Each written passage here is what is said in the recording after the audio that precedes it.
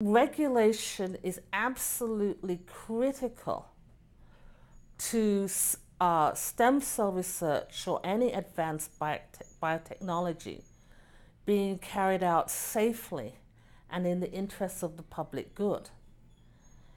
And when one asks me about cloning, the consensus on cloning is very different from the consensus on stem cell research. The scientific consensus, as well as the consensus of theologians and ethicists, is against human cloning for two reasons.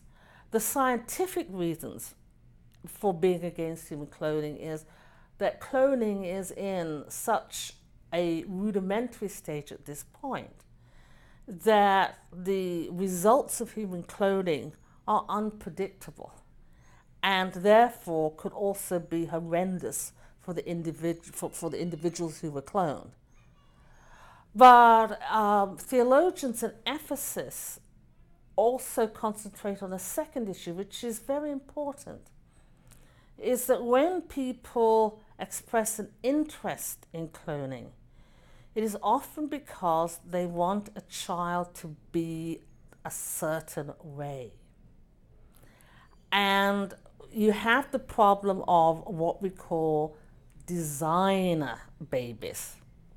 Now, this is a problem that doesn't first emerge with human cloning. It just becomes much more intense if a parent wants to make a replica of themselves.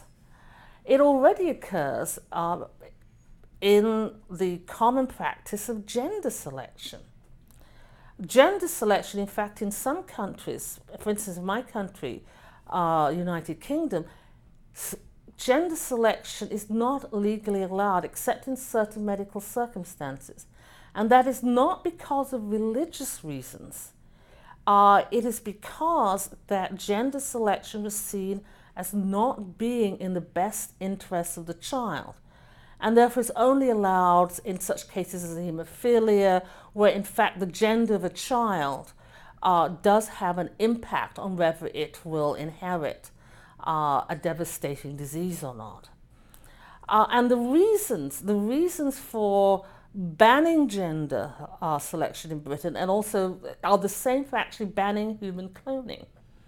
It is because parents who want a child to be a certain way and use technology to try and achieve this are doing something which is futile and may not work out to their expectations.